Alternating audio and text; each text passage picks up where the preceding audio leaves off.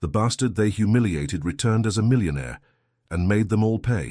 The mahogany doors swing open, not kicked, not forced, unlocked with a key. Her key now. She steps inside wearing a black tailored suit that costs more than their monthly mortgage. Behind her, 3 lawyers carry briefcases that will destroy lives. The chandelier above, the one she cleaned as a child on her knees, now reflects her silhouette like a queen returning to reclaim stolen land. They're all there, frozen. The perfect family portrait shattered by the ghost they thought they'd erased. Her half-brother drops his wineglass. Crystal explodes across marble they can no longer afford. The stepmother's face drains white, recognition crawling up her spine like ice. And her father, the man who chose silence over love, sits in his wheelchair at the head of the table, eyes wide with something between horror and regret. The lead attorney places a folder on the table. The sound echoes like a judge's gavel. She doesn't smile, doesn't need to. "I was the bastard you threw away," she says, voice calm as a winter lake. "Today, I'm the owner of everything you love." Before we continue, comment which city and country you're watching from. Her name was Victoria, though for years they refused to say it. Born to a maid and a wealthy man's moment of weakness, she lived in the shadow of a family that wore their legitimacy like armor. While her half-siblings ate at the dining table, she ate in the kitchen. While they attended private schools, she studied by candlelight in the servants' quarters. The estate stretched across 20 acres of Connecticut countryside, a monument to old money and older cruelty.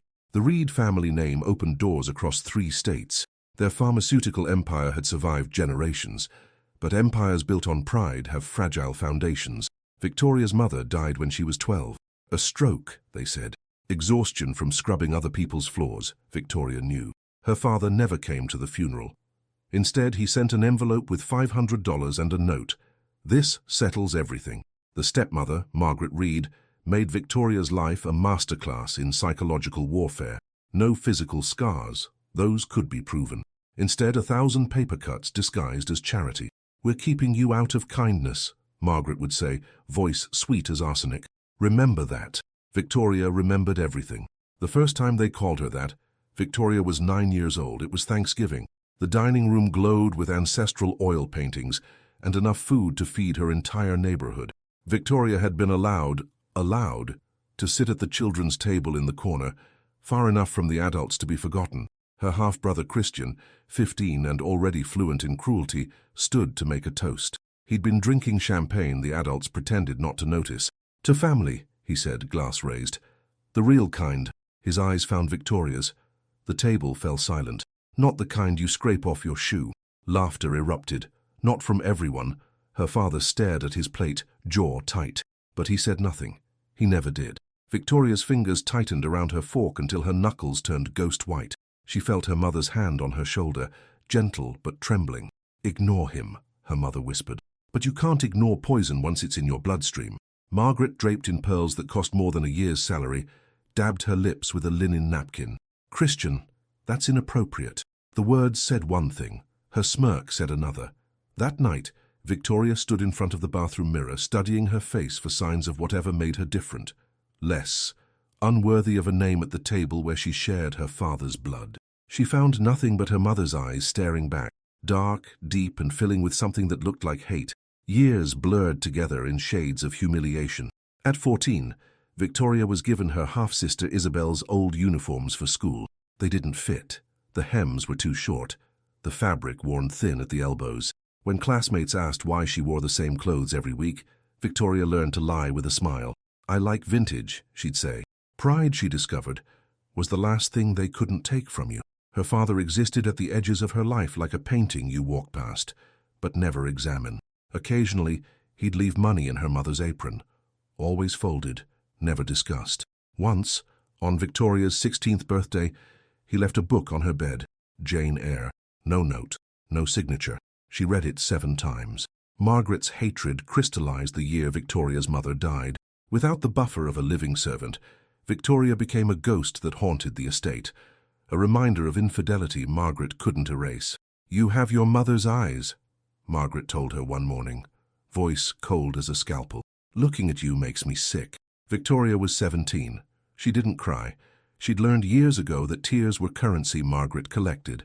Instead, she said, "Then stop looking." The slap came fast. The word that followed came faster. Bastard. There it was.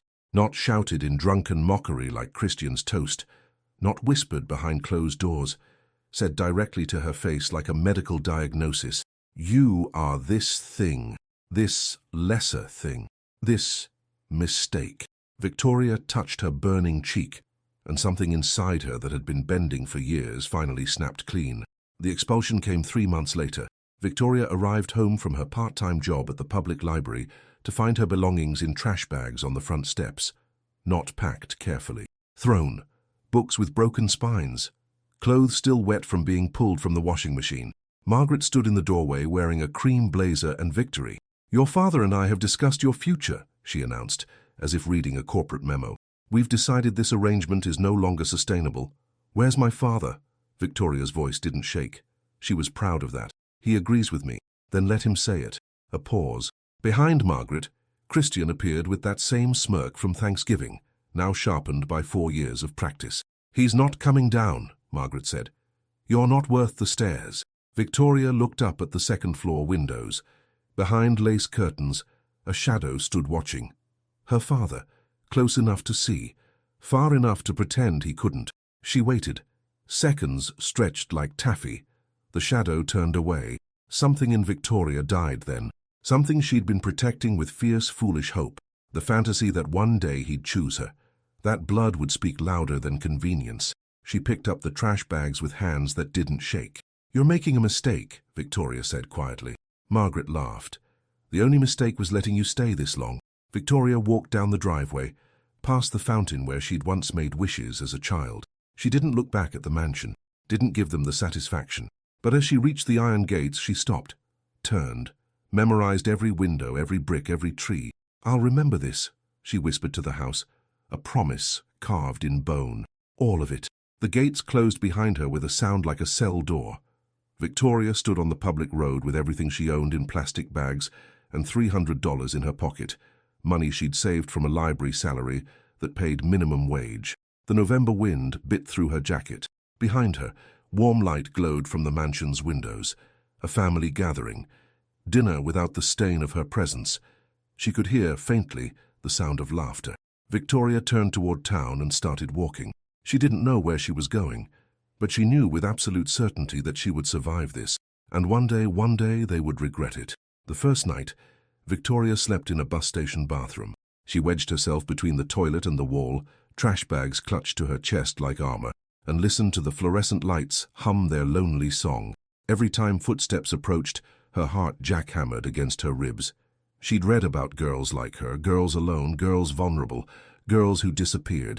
When dawn broke grey and cold through the small window above, Victoria washed her face in the sink, changed into the least wrinkled clothes she could find, and made a decision.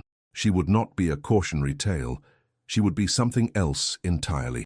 The Sunrise Diner hired her on the spot.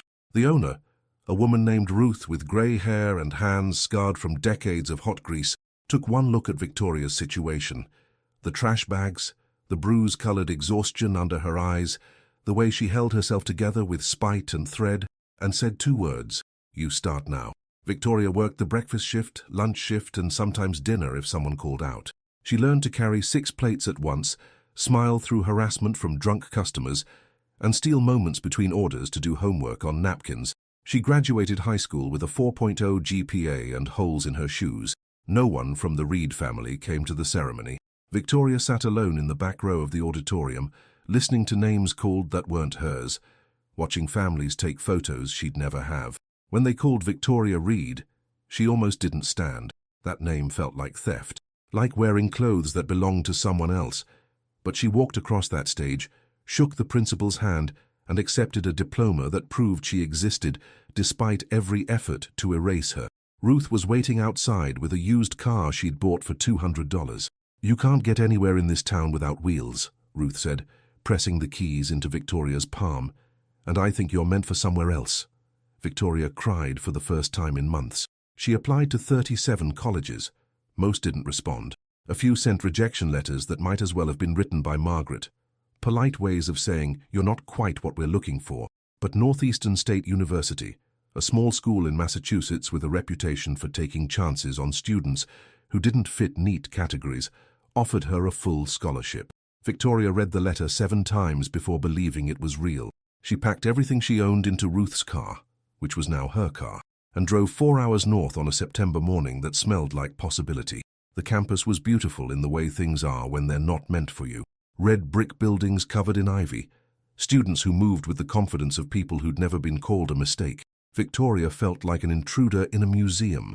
Her roommate, a girl named Priya from a doctor's family in Boston, took one look at Victoria's second-hand everything and asked kindly, "Are you okay?" Victoria unpacked her trash bags. She still used trash bags, hadn't thought to buy a suitcase, and said, "I will be." College became her religion. While other students partied, Victoria studied. While they slept, she worked night shifts at a campus library. While they complained about meal plans, Victoria budgeted every dollar like it was her last, because it might be. She majored in business administration with a minor in psychology, the study of how people think, how they can be persuaded, how they reveal themselves through the smallest gestures. She learned to read a room the way Margaret had taught her to read malice, by watching what people didn't say. Victoria made no close friends. Trust was a luxury she couldn't afford, but she observed. She learned. She became fluent in the language of wealth without speaking it yet. In her junior year, Professor Catherine Wells, a former Wall Street executive turned academic, noticed her. "You have something," Catherine said after class one day, her eyes sharp behind designer glasses. "A hunger, it's rare." "Hunger's not rare," Victoria replied. "Most people just hide it better." Catherine smiled. "Come work for me. I'm consulting for a startup. They need someone who can think like a strategist and work like they have everything to lose." Victoria started the next week. The startup was called MedTech Solutions, a company developing software to streamline hospital management systems. Victoria began as an assistant. Within 6 months, she was leading client meetings. Within a year, she designed a pitch that secured $2 million in funding. The CEO, a man named David Park, who'd made and lost 2 fortunes before turning 40, pulled her aside after the deal closed. "You have instincts people can't teach," he said. "Stay with me, and I'll teach you everything else." Victoria stayed. She learned about venture capital, about board meetings, about the performance art of confidence and the mathematics of risk. She learned that power wasn't about being the loudest voice in the room. It was about being the one everyone turned to when they didn't know what to do. And late at night, in her small apartment with furniture from thrift stores and ambition that could burn down buildings, Victoria would look at herself in the mirror. The girl in the reflection didn't look like the bastard they'd thrown away. She looked like someone who was building something, someone who was becoming inevitable. "Not yet," she'd whisper to herself, a promise and a threat. But soon, the letter arrived on a Tuesday. Victoria was 24, working 16-hour days, living on coffee, and the kind of determination that keeps people alive in deserts. MedTech Solutions had just been acquired by a larger corporation, a win that made David Park wealthy and left Victoria with a bonus that felt like monopoly money after years of poverty. $40,000.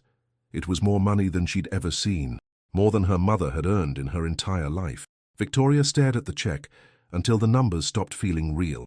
Then she opened the letter that had been forwarded from her old address, Ruth's Diner, the last place on earth that knew where to find her. The envelope was expensive, cream-colored linen paper with an embossed logo, Hartley and Daughters Private Wealth Management. Inside, a single card with a handwritten note. "Ms. Reed, I've been watching your trajectory with interest. I believe we should meet. I knew your mother. She deserved better. Perhaps you do too. E.H." At the bottom, an address in Manhattan and a phone number. Victoria's hands trembled. Someone had been watching her. Someone knew her mother. The office was on the 47th floor of a building where the elevator required a key card, just to press the button. Victoria wore her best suit, still off the rack, still obviously cheap to anyone who knew fabric, and felt like a child playing dress-up in her mother's clothes. The receptionist barely looked at her. "Ms. Hartley is expecting you." Ms. Hartley. The name meant nothing to Victoria. She'd searched online and found only vague references to private wealth management for select clients, the kind of financial services that didn't advertise because they didn't need to. The door to the corner office opened. A woman in her 70s stood backlit by floor-to-ceiling windows overlooking Central Park. She wore a black dress that probably cost 5 figures and pearls that had definitely witnessed history. But it was her face that made Victoria stop breathing. She had her mother's eyes. "Hello, Victoria," the woman said. "I'm Eleanor Hartley, your grandmother." The world tilted. Victoria gripped the doorframe. That's not possible. Sit down before you fall down. Eleanor gestured to a chair that probably cost more than Victoria's car. And let me tell you a story about a daughter I failed. Victoria sat. Not because she trusted this woman, because her legs had stopped working. Eleanor poured 2 glasses of water from a crystal pitcher. Her hands, Victoria noticed, shook slightly. Your mother's name was Marie Hartley, Eleanor began. My youngest daughter. Brilliant, stubborn, in love with the idea of being someone other than who she was born to be. My mother was a maid, Victoria said flatly. Yes, because she ran away at 17 to escape my world. She thought money made people cruel. She wasn't entirely wrong. Eleanor's voice carried the weight of old regrets. I tried to find her, hired investigators, sent letters. She refused all contact, said she'd rather scrub floors than live in a gilded cage. Then she met my father, Thomas Reed. Eleanor said the name like it tasted bitter. Yes, a married man who made promises he never intended to keep. When Marie became pregnant, I learned about it through those same investigators. I sent money. She returned it. Every check, every offer of help. Eleanor's fingers tightened around her glass. I respected her choice, even when it killed me. I watched from a distance as she worked herself to death, raising you in that family's shadow. And when she died, her voice cracked. When she died, I broke my promise to keep away. I attended her funeral from across the street. I saw you standing there, 17 years old, alone. I saw how no one from that goddamn Reed family even looked at you. Victoria felt tears burning but refused to let them fall. Why didn't you approach me? Because I'd just learned about a clause in Marie's will, a letter she'd left with a lawyer. It said if she died, I was not to contact you until you were old enough to make your own choice. 25. She wanted you to find your own way first, to know who you were without my money defining you. Eleanor's smile was sad. She didn't want you to run away from wealth the way she did. She wanted you to build your own. Then, if you wanted, come find me. But you contacted me first. You're 24. Close enough. And frankly, I'm dying. Eleanor said it matter-of-factly. Stage 4 pancreatic cancer. 6 months, maybe less. I wasn't going to wait and risk missing you entirely. Silence filled the space between them. Outside, Manhattan hummed with millions of lives that didn't know this moment was happening. That a woman was meeting her grandmother for the first time. That a family tree thought dead was revealing new branches. What do you want from me? Victoria asked carefully. Eleanor laughed, a sound like breaking glass. Want from you? Child, I want to give you everything I couldn't give your mother. I want to teach you how to build empires. I want to introduce you to people who can open doors you didn't know existed. She paused. I want to know my granddaughter before I die. Victoria studied this woman who claimed to be family, looked for lies in her face, found only truth and time running out. I have conditions, Victoria said slowly. Name them. I don't need a rescue. I've survived this long without you. If we do this, we do it as equals. You teach me. I'll learn. But I'm not a charity project. I'm not your second chance at your daughter. Eleanor's eyes, her mother's eyes, filled with something like pride. Marie would have said the same thing. She extended her hand. Deal. Victoria shook it. The handshake of 2 women who'd both learned that survival was the first skill wealth couldn't buy. There's something else you should know, Eleanor said, settling back into her chair. I've been investigating the Reed family, your half-siblings, your stepmother, the pharmaceutical company. Why? Because they're criminals. Eleanor slid a folder across the desk. And I think it's time someone held them accountable. Victoria opened the folder. Inside, financial records, emails, documents showing fraud, embezzlement, illegal drug trials. Where did you get these? I'm very wealthy, Victoria, and I've spent the last 7 years very, very angry. Eleanor's smile turned sharp. The question is, what do you want to do with them? Victoria looked at the evidence of the Reed family's sins spread across expensive mahogany. She thought of her mother scrubbing floors while they dined on stolen money. She thought of the night they threw her out like garbage. She thought of her father's shadow turning away from the window. I want to destroy them, Victoria said quietly. Completely. Eleanor nodded. Good. Then let's begin. 6 months became a masterclass in power. Eleanor Hartley, dying but defiant, poured 30 years of Wall Street warfare into Victoria's education, like a woman trying to download her soul before the hard drive failed. They met every morning at 6 a.m. in Eleanor's penthouse. Victoria would arrive with coffee from the bodega on the corner. Eleanor refused the expensive stuff, said it tasted like pretension, and they'd work until Victoria's evening obligations began. Power is three things, Eleanor explained during their first real lesson: information, access, and the appearance of inevitability. She taught Victoria how to read financial statements the way detectives read crime scenes, how to spot shell companies hidden inside corporate structures like matryoshka dolls, how to weaponize silence in negotiations. Rich men talk to fill space, Eleanor said. Let them. They'll tell you everything you need to know. Victoria absorbed it all with the focus of someone who understood she was being handed keys to kingdoms she'd once only scrubbed the floors of. But learning theory was different from building reality. You need your own foundation, Eleanor said one March morning. The cancer was winning. She'd lost 20 pounds and her skin had taken on a translucent quality, but her mind remained sharp as broken glass. Something that's yours, that no one can take away. I have $18,000 left from my medtech bonus, Victoria said. Then let's turn 18 into 18 million. They started with real estate. Not glamorous Manhattan penthouses or beach houses in the Hamptons. Eleanor taught Victoria to look where other people didn't.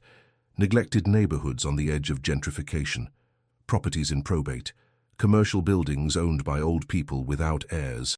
You buy what others have given up on, Eleanor explained. Then you wait, or you help it along. Victoria found a 3-unit building in Brooklyn for $12,000. It needed work. The tenants were elderly, paying below-market rent under ancient leases. The cruel move is to evict them, Eleanor said, watching Victoria study the property. The smart move is to take care of them. Loyalty is an investment that compounds. Victoria renovated the building using contractors Eleanor knew, people who owed favors, or understood that working for Eleanor Hartley meant working for someone who remembered. She kept the elderly tenants at their current rent, but upgraded their units. Why? One tenant, a woman named Mrs. Chen, asked suspiciously. Because you've been here 40 years, Victoria said. You've earned this. Mrs. Chen looked at her like she was seeing something impossible. Kindness without angle. You're different from other landlords. I remember what it's like to have nothing, Victoria replied, and meant it. The building became profitable within a year. Victoria sold it for $48,000, a 300% return. She immediately bought 2 more properties, then 4, then a small office building that was hemorrhaging tenants.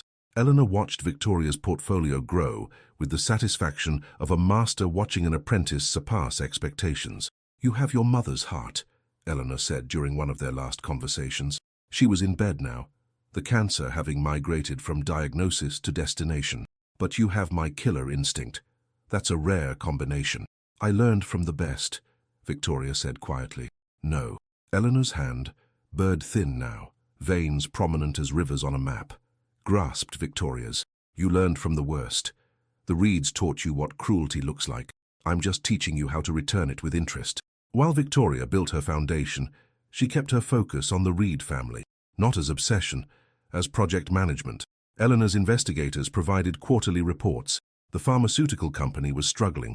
A series of failed drug trials had cost them millions. Christian, now CEO after their father's semi-retirement, was proving to be as bad at business as he was at being human. He's leveraged everything, Eleanor explained, reviewing the latest financial disclosures. The company, the estate, even his personal properties. One significant failure and they collapsed like a house of cards. How long? Victoria asked. 2 years, maybe 3. Then they'll be desperate. Good. Victoria turned 27 on a Tuesday that felt like any other until Eleanor's nurse called. She's asking for you. Victoria dropped everything, a meeting with investors, a property inspection, and drove to Eleanor's penthouse with her heart in her throat. Eleanor was awake, but barely. The room smelled like morphine and inevitability. I'm here, Victoria said, taking her grandmother's hand. Took you long enough. Eleanor's smile was weak but real. I have something for you. Desk drawer, bottom left. Victoria found a leather folder embossed with her initials, VR. Inside, documents establishing Victoria as the primary beneficiary of Eleanor's estate, controlling shares in Hartley and Daughters, access to accounts totaling $38 million.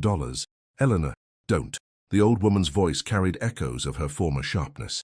You earned this, not through blood, through who you became despite everything trying to break you. Tears Victoria had been holding for months finally broke free. I don't know how to thank you. Then don't. Just promise me something. Eleanor's grip tightened with surprising strength. Promise me you'll use this to become something they can't ignore, something they can't diminish. Promise me you'll make your mother proud. I promise.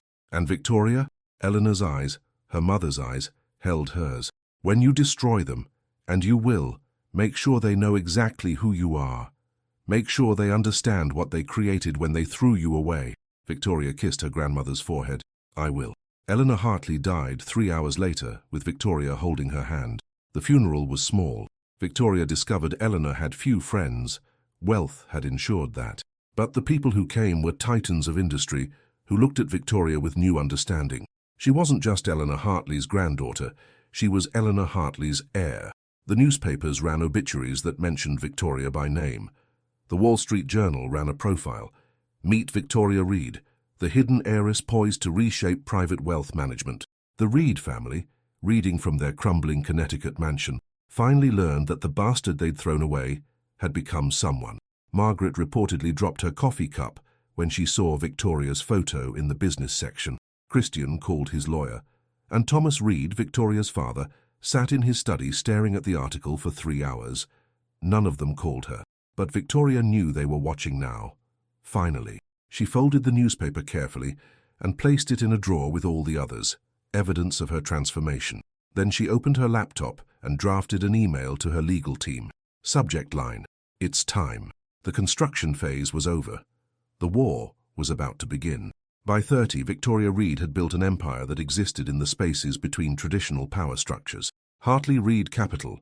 She'd merged her grandmother's legacy with her own name, a deliberate reclaiming of the family that had once refused to claim her, specialized in what she called opportunity real estate, buying properties and businesses others had given up on, finding value in ruins. Her offices occupied the 52nd floor of a building Eleanor had purchased decades ago, floor-to-ceiling windows, minimalist design, the kind of space that made visitors feel simultaneously impressed and uncomfortable. Victoria liked it that way. Her team was small but lethal.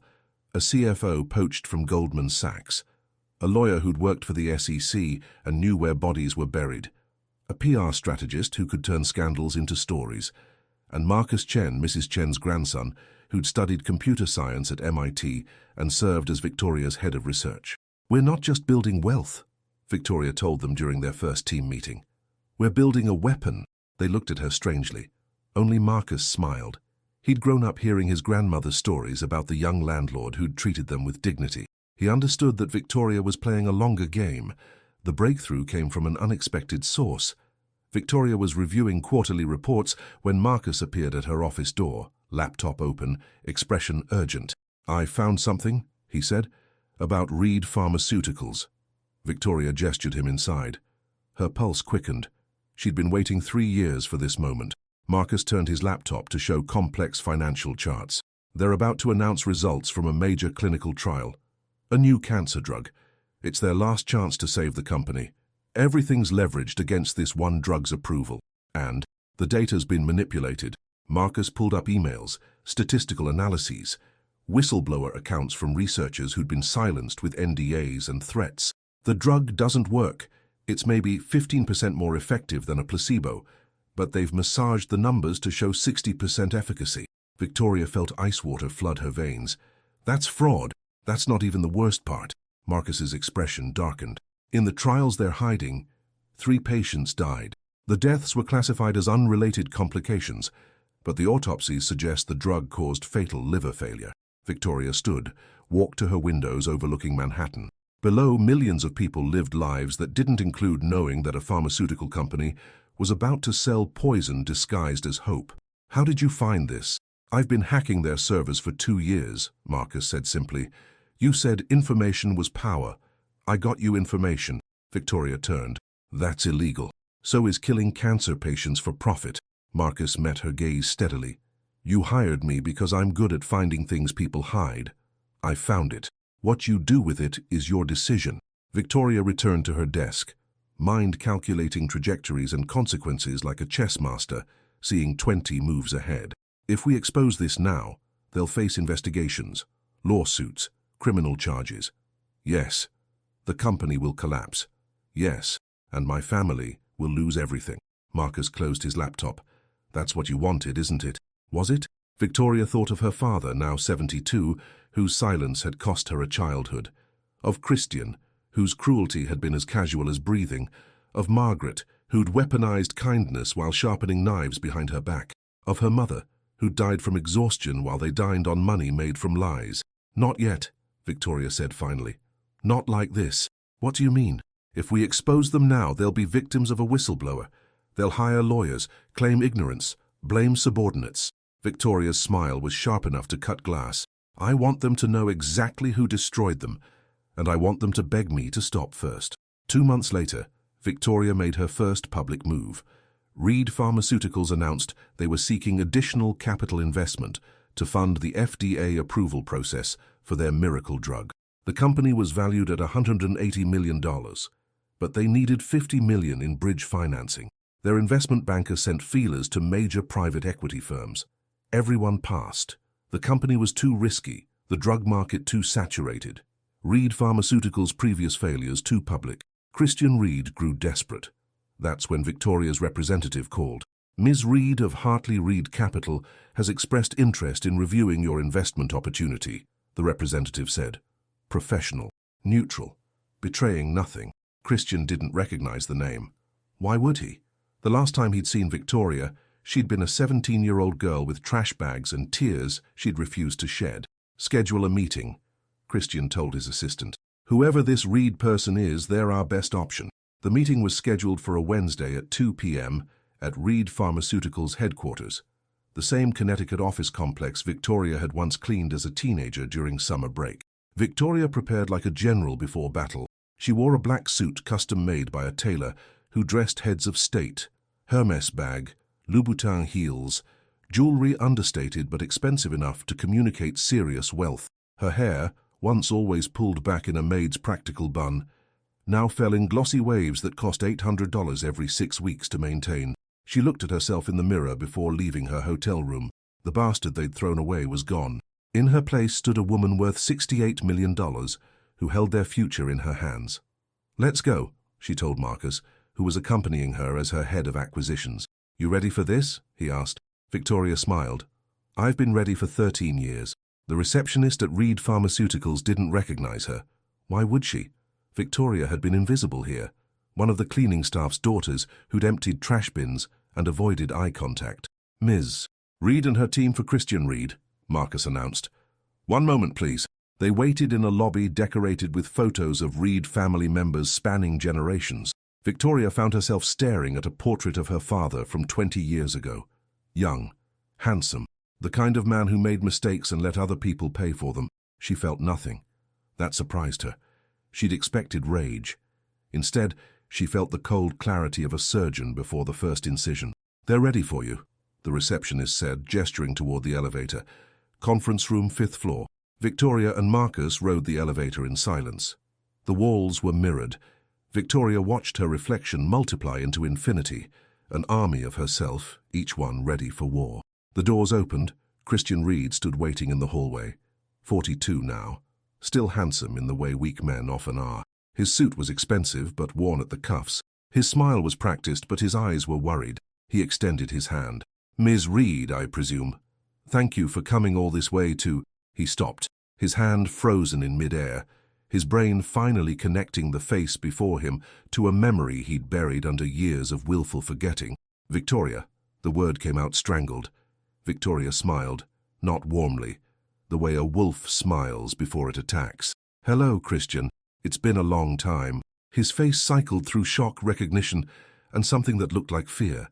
I didn't know you. Your company is worth $70 million. "Yes." Victoria's voice remained pleasant, professional. "Shall we discuss your investment opportunity? Or would you prefer to stand in the hallway processing your mistakes?" Christian's mouth opened, closed, opened again. Marcus stepped forward. "The conference room? Right. Yes, this way." Christian turned mechanically, his movements wooden. As they walked down the corridor, Victoria noticed him pull out his phone and text someone frantically, warning the family that their ghost had returned. Perfect. The conference room could have been elegant once. Now it felt like a stage set for a dying company. Worn leather chairs, outdated technology, a view of a parking lot that needed repaving. Christian sat at the head of the table trying to project authority he no longer possessed. Next to him, his sister Isabel had materialized, summoned, Victoria assumed by that panicked text. Isabel had aged badly, 40 now, with the pinched expression of someone perpetually disappointed by life not being as easy as childhood promised. Her designer clothes couldn't hide the desperation in her eyes. "Victoria," Isabel said carefully, "this is unexpected." "Life is full of surprises," Victoria replied, settling into a chair with the ease of someone who owned the room despite being a guest. "Shall we discuss business?" A third person entered, Margaret Reed, 73 years old now, still beautiful in the way venomous things often are. She'd clearly dressed hurriedly. Her blouse was slightly misbuttoned, her makeup incomplete, but her eyes were sharp as ever, assessing Victoria like a general studies enemy formations. "So it's true," Margaret said, remaining standing. "A power play." The maid's daughter clawed her way into money. The room froze. Marcus's hand tightened on his pen. Victoria's expression didn't change. "Please sit, Mrs. Reed," Victoria said mildly. "This will be more comfortable for all of us if we remain civil." "I'm perfectly comfortable standing." "I'm sure you are. But I'm here as a potential investor, examining a failing company that's $20 million in debt, with a drug that won't pass FDA approval." Victoria opened her tablet with a gesture that was pure theater. "So unless you'd like to continue posturing while your family loses everything they've mortgaged, I suggest you sit down and let the adults talk business." The silence was absolute. Christian's face flushed red. Isabel looked at her lap. And Margaret, proud, cruel Margaret, lowered herself into a chair with movements that aged her a decade. "Good," Victoria said. "Now, let's review your financials." For the next hour, Victoria systematically dismantled their business proposal. She questioned their projections, identified holes in their research data, noted that 3 of their board members had resigned in the past 6 months, usually a sign of ethical concerns or impending disaster. "Your clinical trial results seem optimistic," Victoria said, reading from her tablet. 60% efficacy is remarkable, especially given that your Phase 2 trials showed only 23%. Christian shifted uncomfortably. "We refined the methodology, or refined the data." Victoria let the accusation hang in the air. "I have friends at the FDA. They're very thorough when something seems too good to be true." "Are you accusing us of fraud?" Isabel demanded. "I'm observing statistical anomalies. What you call them is your business." Victoria turned a page. "There's also the matter of 3 patient deaths that were classified as unrelated." The temperature in the room plummeted. "Those deaths were thoroughly investigated," Christian said quickly. Too quickly. "Independent autopsies found no connection to the drug." "Independent autopsies paid for by Reed Pharmaceuticals," Victoria smiled. "The same company that stands to lose everything if this drug fails.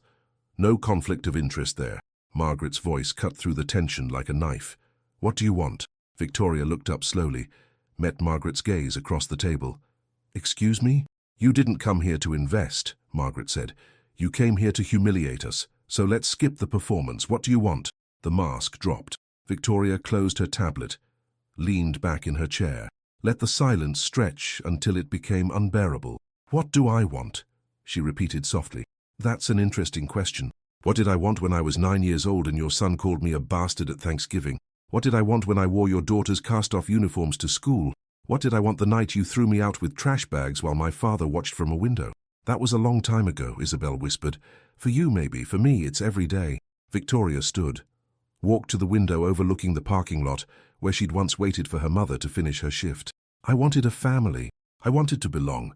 I wanted my father to choose me just once." She turned back to face them. "But you taught me something more valuable than belonging. You taught me that family is a lie people tell themselves to justify cruelty, that love is conditional, that mercy is weakness." "Victoria," Christian began. "I'm not finished." Her voice was ice. "You asked what I want. I want to watch you lose everything the way I did. I want you to feel what it's like to be erased, to be invisible, to realize that no one is coming to save you." Margaret stood. "If you're not going to invest, then get out." "Oh, I'm going to invest." Victoria's smile was terrible.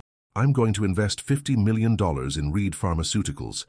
I'm going to save your company, pay off your debts, and ensure this drug gets through FDA approval." Confusion rippled through the room. "Why?" Isabel asked. "Because I want you to owe me everything. I want this company, this name, this legacy. I want it all to exist at my mercy." Victoria gathered her things. You have 48 hours to review my terms. They're non-negotiable. You'll give me 51% controlling interest. Board seats will be restructured with my appointments. And Christian will step down as CEO. That's insane, Christian said. We'd be giving you the company.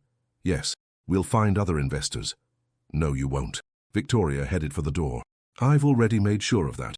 I bought out your banking relationships. Your potential investors received emails from very concerned parties about your clinical data. You're toxic now. I'm your only option. She paused at the doorway. 48 hours, or I'll stand back and watch you burn. Either way, I win. Victoria left. Behind her, the Reed family sat in the ruins of their arrogance, finally understanding what they'd created the night they threw away a 17-year-old girl. They'd created their own destroyer. In the elevator, Marcus exhaled slowly. That was intense. That was mercy, Victoria corrected. The real pain comes later. What happens if they say no? Victoria pressed the button for the lobby. They won't. How do you know? Because I know exactly how desperate they are. My grandmother taught me that desperate people make predictable choices. The elevator descended through the building Victoria had once cleaned. They'll sign. They'll think they're buying time to find a way out. They'll be wrong. The doors opened to the lobby. As they walked toward the exit, a voice stopped her. Victoria. She turned. Her father stood near the reception desk, older, grayer, using a cane, looking at her with eyes that held everything he'd never had the courage to say. Hello, Father, Victoria said calmly. Did you enjoy the meeting? I wasn't there. No, you never are. She studied him the way a biologist studies a specimen. They called you, I assume. Told you the bastard came back. Thomas Reed flinched. Don't call yourself that. Why not? It's what your family has called me for 30 years. Victoria stepped closer. Tell me, did you read about me in the Wall Street Journal? Did you see that the maid's daughter became worth more than your entire company? I'm proud of you, he said quietly. Victoria laughed. The sound echoed through the lobby like breaking glass. You're proud of me. That's fascinating. Where was that pride when Margaret threw me out? When Christian humiliated me? When I slept in bus station bathrooms because I had nowhere else to go? I made mistakes. You made choices. Victoria's voice hardened. Every silence was a choice. Every time you turned away was a choice. You chose comfort over your daughter. You chose a woman who hated me over your own blood. Thomas's eyes filled with tears. I'm sorry. I know you are. That's the tragedy. Victoria adjusted her bag. You're sorry now that I'm successful. Now that I'm someone. But when I was no one, when I needed you most, you felt nothing. That's not true. Then why didn't you come to my high school graduation? Why didn't you send a birthday card? Why didn't you call when my grandmother died? Victoria's composure cracked for just a moment. I'm your daughter. I've always been your daughter. But you only see me now that I'm worth something. Thomas reached for her. She stepped back. Don't, she said. You lost the right to touch me the night you watched from that window. Let me make it right. You can't. Some things can't be fixed with apologies. Victoria's eyes were dry. She'd cried all her tears years ago. But you can watch what happens next. You can see what your choices created. What are you going to do? Victoria smiled. I'm going to take everything you love, legally, perfectly. And when it's done, when you're living in some small apartment wondering where it all went wrong, I want you to remember that it started with a little girl who just wanted her father to choose her. She walked past him toward the exit. Victoria, he called after her, his voice breaking. Please. She didn't turn around. Marcus held the door open. They stepped out into brilliant sunshine that felt wrong for such a dark moment. You okay? Marcus asked as they walked to the car. No, Victoria admitted, but I will be. When? When it's finished, when they've lost everything, when they finally understand what they did. She got into the car. Then maybe I'll be okay. The car pulled away from Reed Pharmaceuticals. Victoria didn't look back at the building. She'd spent enough of her life looking back. Now she only looked forward, toward the destruction she'd been planning for 13 years. And in 48 hours, the Reed family would sign their own death warrant. The contract arrived via courier 36 hours later. Victoria was in her office reviewing acquisition targets when her assistant buzzed. Documents from Reed Pharmaceuticals. Bring them in. The folder was thick. Legal papers, board restructuring agreements, financial disclosures, and at the bottom, 3 signatures she'd been waiting for. Christian Reed, Isabel Reed, Margaret Reed. Her father hadn't signed. He wasn't technically required to. He'd stepped down from active management 5 years ago. But his absence from the signature page felt like cowardice wrapped in semantics. Some things never changed. Victoria signed her own name with a fountain pen Eleanor had given her. The ink was permanent, appropriate. "It's done," she told Marcus, who'd been waiting for this moment almost as long as she had. "As of Monday morning, I own 51% of Reed Pharmaceuticals. And Phase 2 begins? Phase 2 begins. Phase 2 meant diving deeper than hostile takeovers and board seats. Phase 2 meant uncovering every secret the Reed family had buried under generations of respectability." Victoria assembled her team in the conference room at 7 a.m. Monday morning. Present, her lawyer Samuel Chen, Marcus's uncle who'd worked prosecuting white-collar crime for 15 years, her CFO Diana Ross, no relation to the singer, as she'd remind people tiredly, and a forensic accountant named James Park, who could find money hidden in offshore accounts the way truffle pigs find underground gold. "Our first priority is understanding what we actually bought," Victoria began. "I need a complete audit of Reed Pharmaceuticals. Every account, every expenditure, every contract for the past 10 years. "That'll take weeks," Diana said. "Then we have weeks. I want to know where every dollar went, especially the ones they don't want us to find." James pulled up a preliminary analysis on the screen. "I've already identified some concerning patterns. Large payments to offshore consulting firms that don't seem to provide actual services. Research grants that disappear into black holes. And about $12 million that moved through the company accounts between 2019 and 2023, with documentation that's suspiciously vague." "Embezzlement?" Samuel asked. "Possibly. Or payments they can't afford to document." James zoomed in on a specific transaction. "This one's interesting. $2 million paid to something called Westbrook Research Associates in the Cayman Islands. I can't find any evidence this company actually exists." Victoria studied the screen. "Who authorized the payment?" "Christian Reed, countersigned by Margaret Reed as CFO. Follow that trail. If it's a shell company, find out who really received the money." While the forensic investigation continued, Victoria began her transformation of Reed Pharmaceuticals from the inside. She installed her own people in key positions. The old guard, middle managers who'd been loyal to the Reed family for decades, were offered generous severance packages. Most took them. The ones who resisted found themselves under internal review for various policy violations that had been ignored for years. Victoria wasn't cruel about it. She was surgical. "You're dismantling their power base," Samuel observed during one of their strategy sessions. "I'm professionalizing a company that's been run like a family piggy bank," Victoria corrected. "Everything I'm doing is legal, ethical, and frankly necessary if this company is going to survive." "And if it hurts the Reed family in the process?" Victoria smiled. "That's a delightful side effect." The first real breakthrough came 3 weeks into the audit. James appeared at Victoria's office at 11 p.m. She was still there, as always. Sleep felt like a luxury for people who hadn't spent years hungry. "Found something," James said, laptop open. "Remember that Westbrook Research Associates? I traced it through 4 shell companies and 3 countries. Want to guess where the money ended up?" "Tell me." "Margaret Reed's personal account. $2 million filtered through enough corporate layers to make it look legitimate, but it's embezzlement. Clear as day." Victoria's pulse quickened. "Can you prove it?" "I have bank records, transfer documents, and a whistleblower who worked in accounting." James pulled up a photo of a woman in her 50s. "Her name is Patricia Moore. She retired last year. She's willing to testify that Margaret ordered her to create false documentation for the transfers. Why didn't she come forward before?" "Fear. NDAs. The usual reasons people stay silent." James closed his laptop. "But she's dying. Stage 4 breast cancer.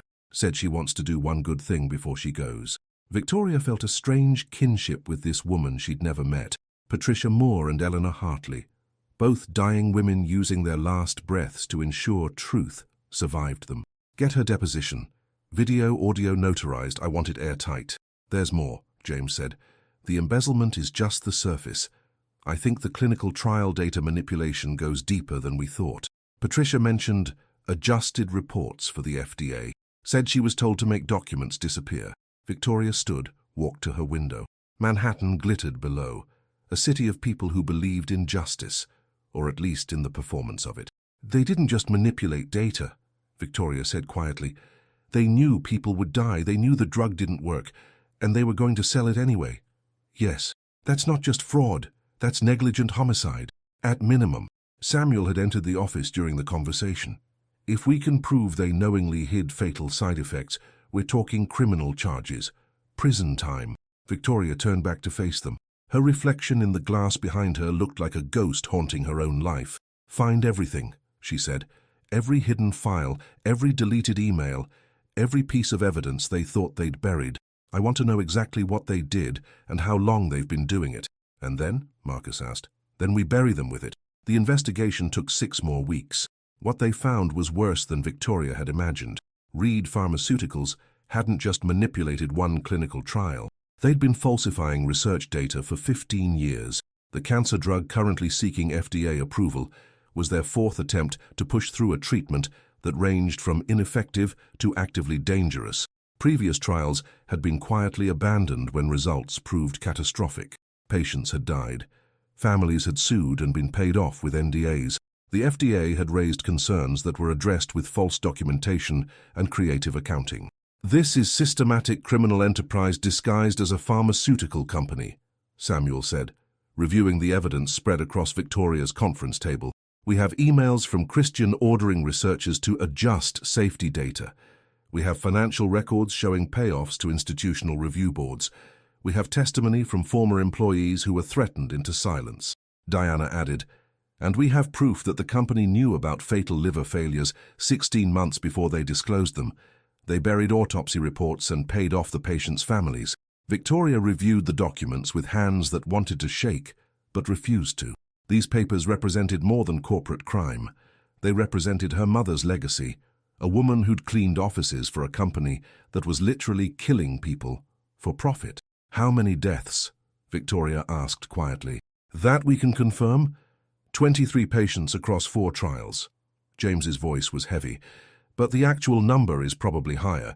Some deaths were classified as disease progression when they might have been drug-related. 23 people. 23 families destroyed so the Reed family could maintain their lifestyle." Victoria thought of her father's expensive suits, Christian's sports cars, the mansion with its 20 acres, Isabel's shopping trips to Paris, all of it purchased with blood money. "What's our legal obligation?" Victoria asked Samuel. "To report this immediately to the FDA, the SEC, and possibly the Justice Department." Samuel met her gaze. "This is beyond corporate governance. This is a public health crisis. And if we report it, what happens to the company? It's shut down within weeks. Criminal investigations begin. Everyone in management faces charges. The Reed family loses everything." "Good." "Victoria," Marcus started. "No." Her voice was steel. 23 people are dead because my family prioritized profit over human life. My mother died serving these people. She deserved better. Those patients deserved better." She gathered the evidence into organized folders. "We report everything. Tomorrow morning I'm calling the FDA myself, then the SEC, then the Justice Department if necessary." Victoria looked at each member of her team. "This is going to destroy the company I just bought. I'll lose the $50 million I invested, but I don't care. The media will have a field day," Diana warned. "Let them. I want everyone to know what the Reed family really is." Victoria's smile was sharp and sad. "They taught me that reputation matters more than anything. Let's see how they enjoy having none." Samuel began organizing documents for governmental review. "This is the right thing to do." "I know, but that's not why I'm doing it." Victoria admitted the truth she'd been avoiding. "I'm doing it because some part of me still wants my father to see who I became. Not just successful, not just wealthy, but good, better than them." "You already are," Marcus said quietly. "Then it's time the world knew it." That night, Victoria drove to Connecticut alone. She parked outside the Reed estate at midnight, sitting in her car, looking at the mansion where she'd once lived in the shadows. Lights burned in several windows. The family was still awake. They had no idea what was coming. Tomorrow, federal investigators would arrive. The news would break like a dam. Reed Pharmaceuticals would cease to exist. But tonight, for just a moment, Victoria let herself remember. She remembered being 9 years old, looking at this house and believing it could be home. She remembered her mother's gentle hands braiding her hair before school. She remembered the night they threw her out and how small she'd felt with trash bags in the November cold. And she remembered the promise she'd made. "I'll remember this, all of it." She had, but remembering wasn't enough anymore. Victoria started her car and drove back to Manhattan. Tomorrow, the Reed family would learn what vengeance looked like when wrapped in justice. Tomorrow, 23 dead patients would finally have someone speak their names. Tomorrow, Her mother's ghost would finally rest. But tonight, Victoria Reed allowed herself one moment of bitter satisfaction. She'd won, not the way they'd taught her to win, through cruelty and silence, but by becoming someone they could never be, someone with the strength to do the right thing, even when it cost everything. The FDA arrived at 9 a.m. with 12 agents and boxes for evidence. Victoria watched from her office via security cameras Marcus had installed in Reed Pharmaceuticals the day she'd assumed control. Legal, if invasive. But she wanted to see their faces when everything collapsed. Christian was in his office, formerly his office, technically Victoria's now, when agents knocked. His confusion turned to panic as they presented warrants for documents, computers, and files dating back 15 years. "What is this?" Christian demanded. His voice picked up clearly by microphones Victoria absolutely shouldn't have installed, but did anyway. "FDA Office of Criminal Investigations," the lead agent said. "We're executing a warrant related to allegations of clinical trial fraud, falsified safety data, and failure to report adverse events resulting in patient deaths." The color drained from Christian's face. "This is a mistake. Sir, we need you to step away from your computer and refrain from touching any documents or devices. I'm calling my lawyer. That's your right. But this equipment is now evidence in a federal investigation." Victoria watched Christian's hands shake as agents began systematically removing hard drives, boxing files, photographing his office. This was just the beginning. By noon, every major news outlet had the story. Reed Pharmaceuticals raided by FDA in clinical trial fraud investigation. Cancer drug company accused of hiding patient deaths. Federal agents seize records from Connecticut pharma firm. Victoria's phone exploded with calls, investors demanding answers, business partners wanting to distance themselves, media outlets requesting statements. She ignored all of them except one. The Wall Street Journal wanted an interview with the new majority owner who'd blown the whistle on her own company. "Yes," Victoria told her PR strategist. "Set it up for tomorrow." "Are you sure? The optics are complicated. You just bought the company, and I just discovered it was run by criminals. The optics are fine. Truth is, the best PR." Margaret called at 2 p.m. Victoria let it ring 4 times before answering. Let her sweat. "Victoria." Margaret's voice was controlled, but Victoria could hear the fear underneath. "We need to talk." "I'm listening. Not over the phone. In person. Tonight." "The estate." "I don't think so. Please." The word sounded like it hurt Margaret physically. "There are things you don't understand. Things about your father. About what happened with your mother." Victoria's grip tightened on her phone. "My mother is dead. Nothing you say will change that. But it might change what you're doing. Victoria, I know you're angry." "Angry?" Victoria laughed. The sound was hollow. "I'm not angry, Margaret. Angry would imply I still care enough to feel emotion toward you. What I feel is duty. Those 23 dead patients deserve justice. That's not anger. That's mathematics. The company will be destroyed. Yes, your investment will be worthless. I know." "Then why?" Margaret's voice cracked. "Why destroy your own money? Why hurt yourself just to hurt us?" Victoria stood, walked to her window. Below, the city moved forward without caring about the small tragedy of one family's downfall. "Because some things matter more than money," Victoria said. "You taught me that, remember? You said I'd never be worth anything because I came from nothing. You said money was the only thing that separated people like you from people like me. I was wrong. You were right. Money does separate us, but not the way you thought." Victoria's voice was calm as ice. "You have money but no conscience. You have wealth but no worth. You bought comfort with other people's lives." "Victoria, please. I'm not my grandmother. I'm not going to buy you out or save you quietly. I'm going to stand in court and testify about what you did. I'm going to make sure everyone knows the Reed name means murder for profit." Silence on the line. Then, "Your father didn't know. Don't lie for him. He signed off on half those reports. He was sick. He had a stroke 3 years ago. He didn't understand what he was signing." Victoria felt something twist in her chest. "You used him. I protected him. The company was failing. The drug trials kept failing. We were going to lose everything. So you killed people to save a company." Victoria cut her off. "That's your defense? That you were desperate?" "I'm trying to explain." "I don't need your explanations. Save them for your lawyer." Victoria moved to end the call. "Wait!" Margaret's voice turned sharp. The kindness act dropped. "You think you've won, but I know things about you. About your grandmother. About how she really made her money. Threatening me now? That's your play? I'm offering you a deal. You stop this investigation, I don't go to the media with information that'll destroy Eleanor Hartley's legacy. And yours. Victoria smiled. Margaret couldn't see it, but she heard it in Victoria's silence. So you don't have anything on Eleanor, she was meticulous. Try me. No, but I'll tell you what I have on you. Victoria's voice turned to steel. I have emails showing you personally ordered researchers to bury safety data. I have testimony from Patricia Moore about the embezzlement.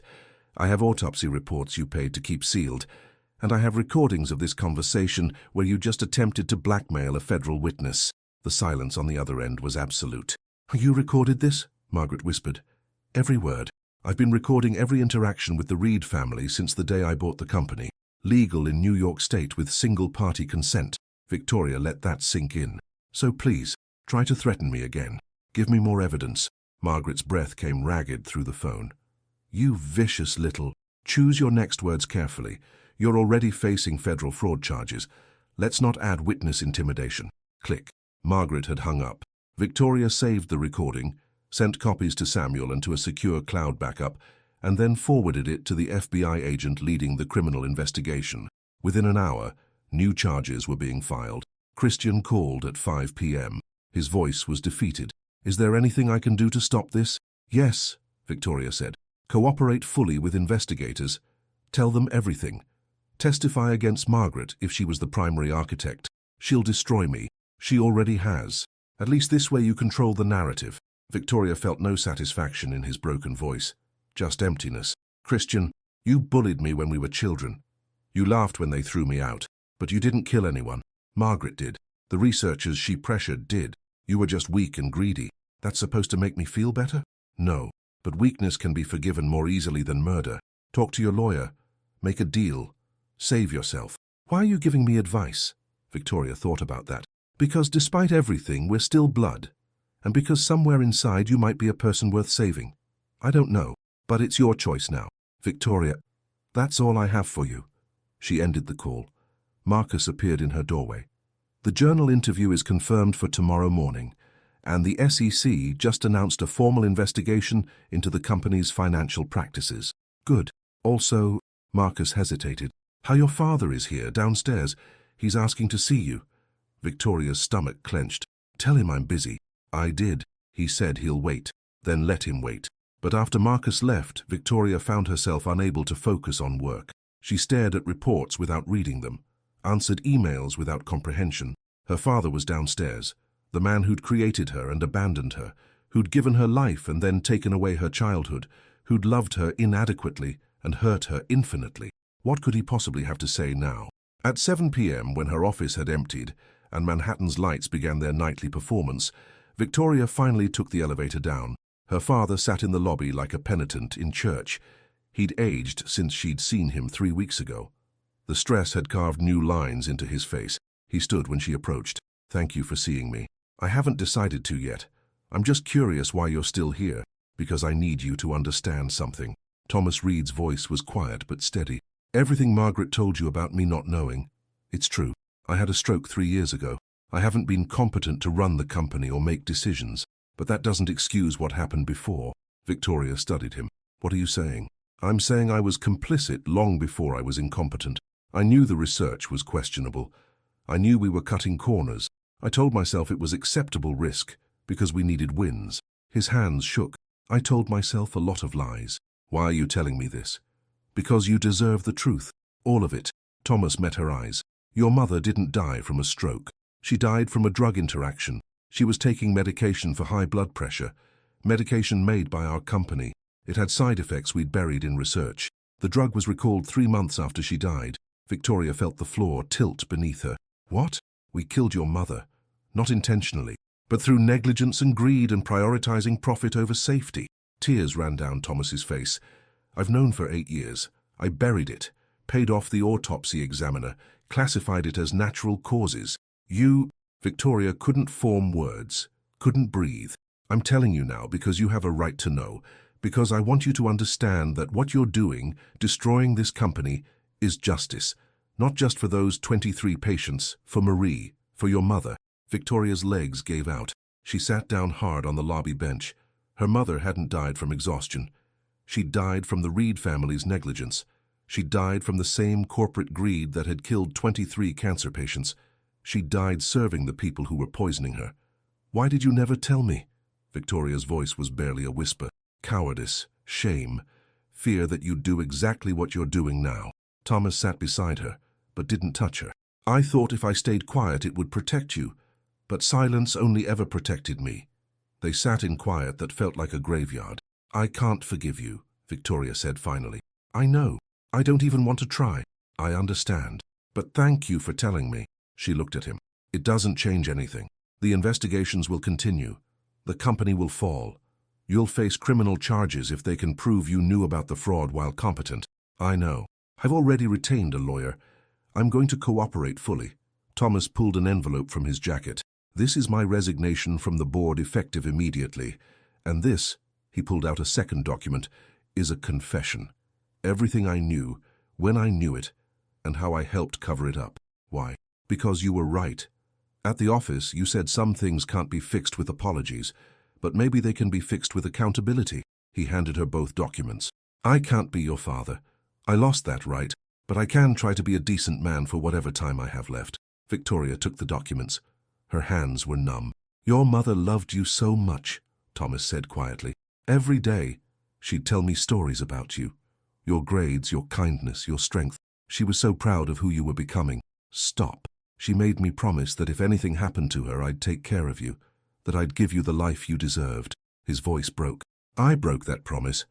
I broke every promise I ever made to her, but she never stopped believing you'd be someone extraordinary. Victoria stood. She needed to leave before something inside her shattered completely. Goodbye, Father. Goodbye, Victoria. He didn't ask her to stay, didn't ask for another chance. Just watched her walk to the elevator with the exhausted acceptance of a man who'd finally stopped running from his sins. The elevator doors closed.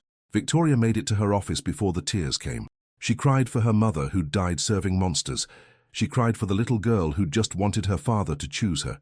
She cried for 23 patients whose families would never get their apologies.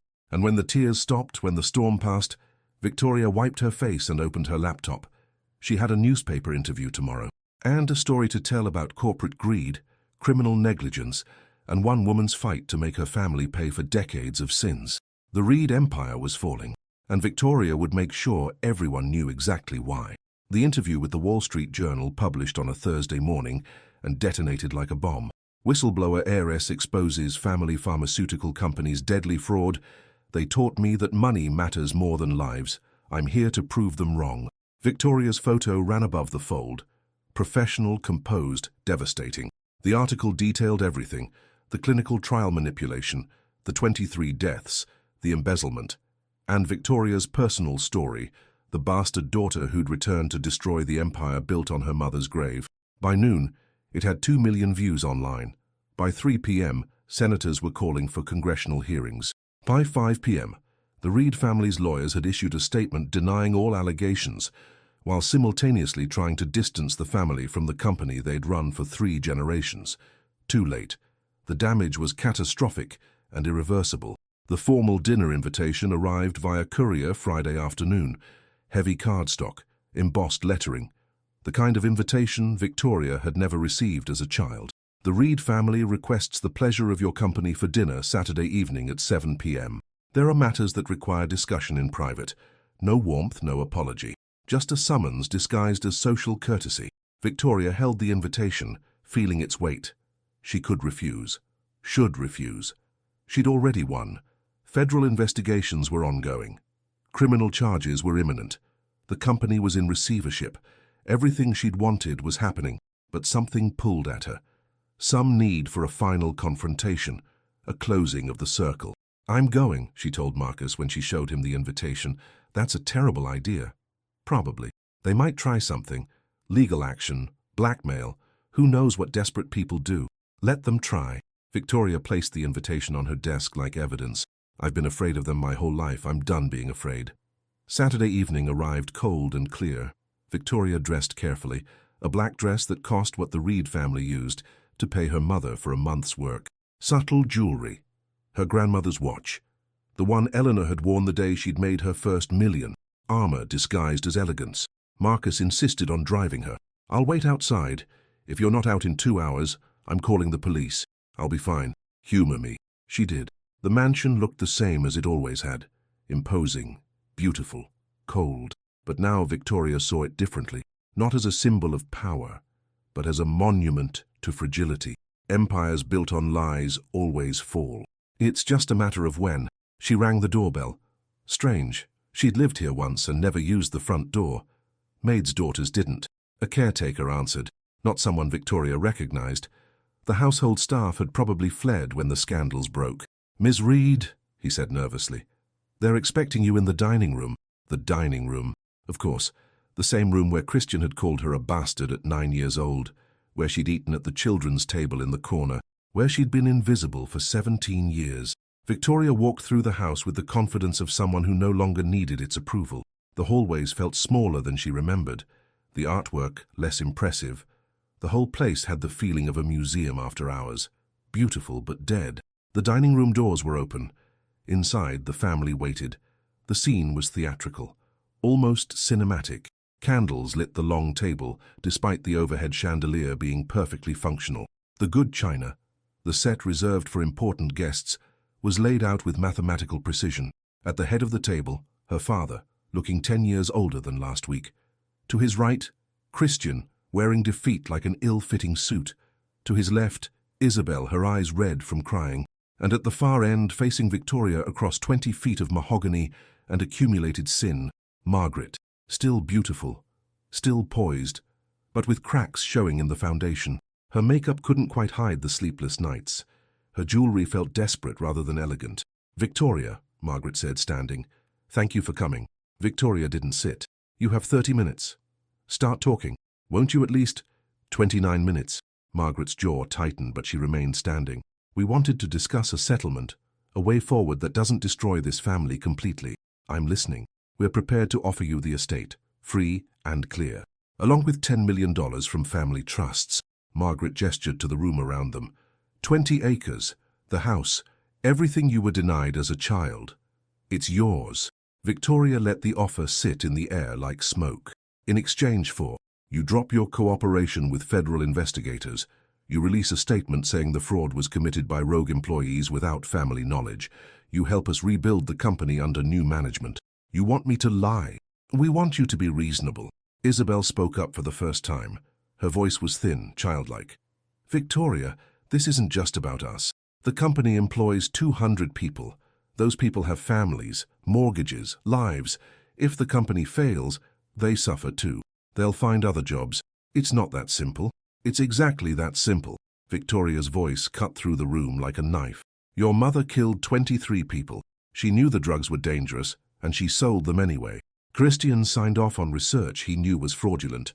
Your father buried evidence that our mother died from a drug your company made." She turned to Thomas.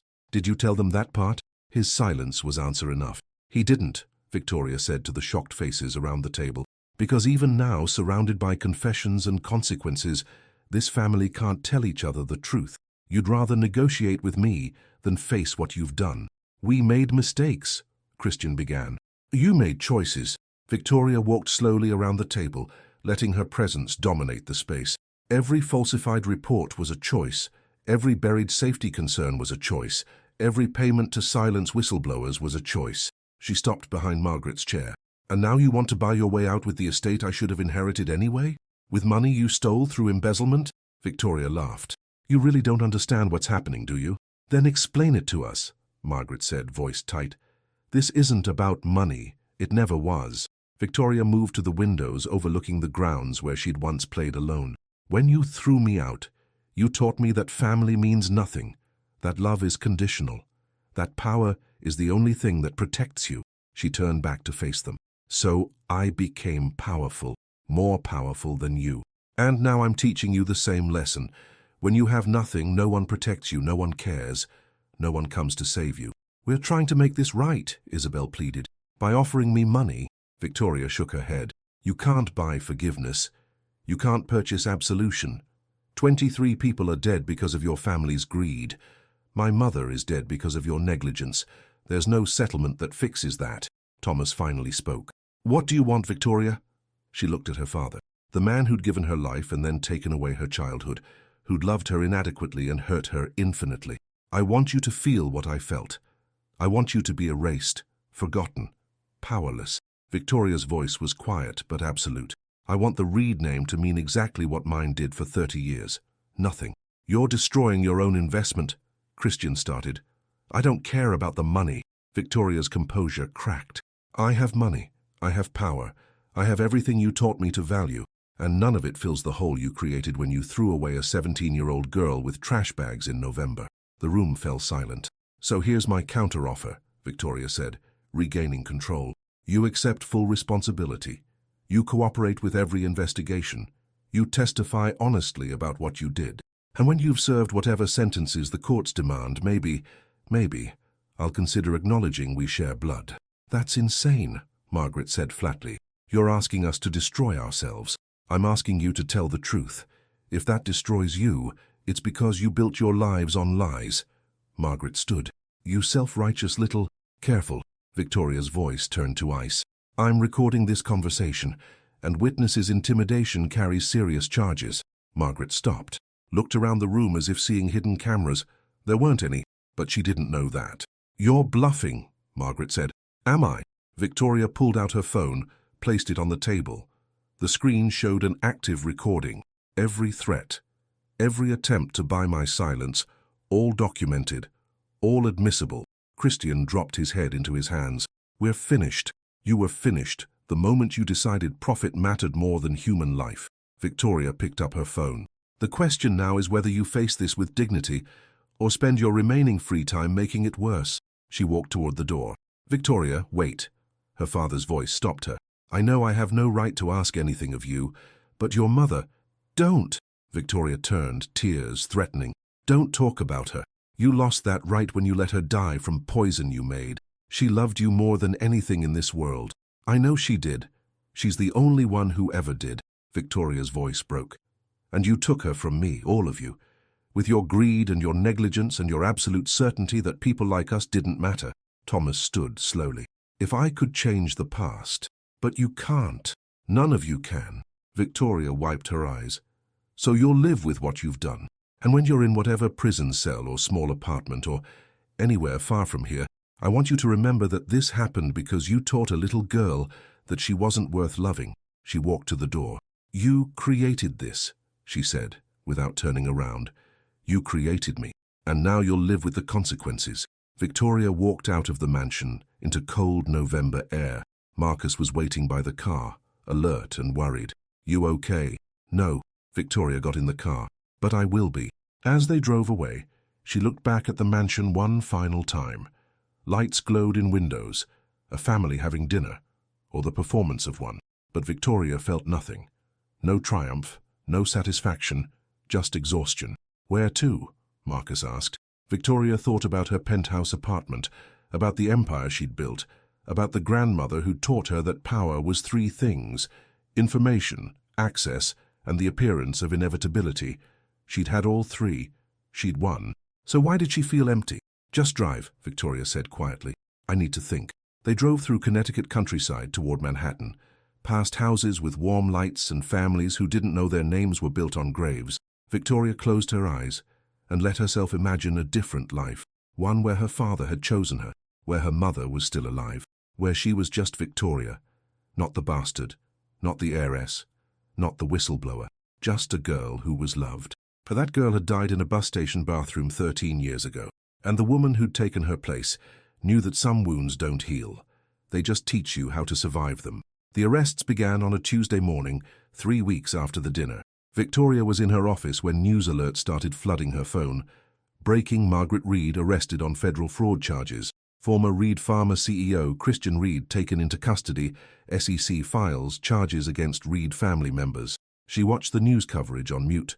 Footage of Margaret in handcuffs, head down, being walked to a federal courthouse.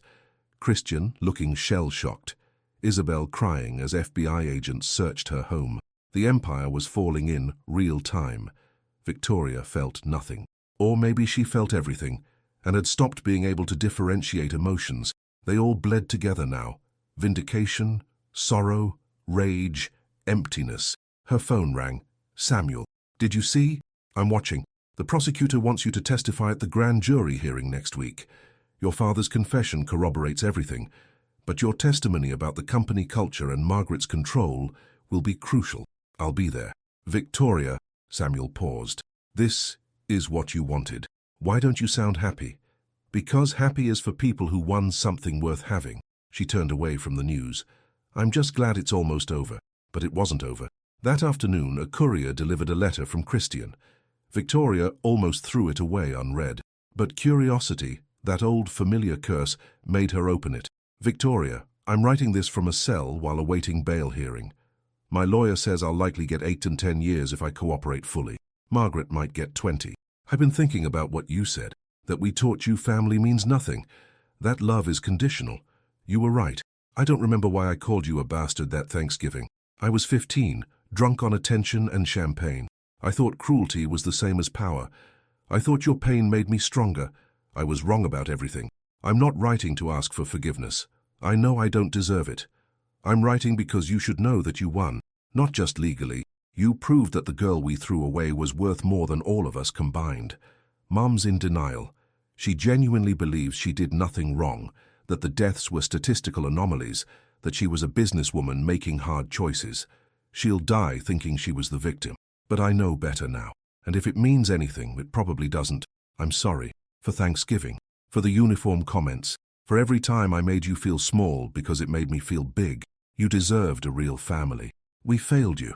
Christian Victoria read the letter 3 times. Then she folded it carefully and placed it in a drawer where she kept evidence of her past. It wasn't forgiveness, but it was acknowledgement, and somehow that mattered. The grand jury testimony happened on a Thursday. Victoria wore a grey suit and minimal jewelry. She didn't need to look powerful. She just needed to tell the truth. The prosecution walked her through everything: her childhood in the household, the family dynamics, the corporate culture she'd observed, Margaret's control over financial decisions, her father's complicity and later incompetence, and finally, the 23 deaths that had brought everything crashing down. Ms. Reed, the prosecutor asked, in your professional opinion as the current majority shareholder and someone with intimate knowledge of this family's operations, were these deaths the result of negligence or intentional misconduct? Victoria looked at the grand jurors. Regular people. Parents and teachers and office workers. People who deserved the truth. Both, she said clearly.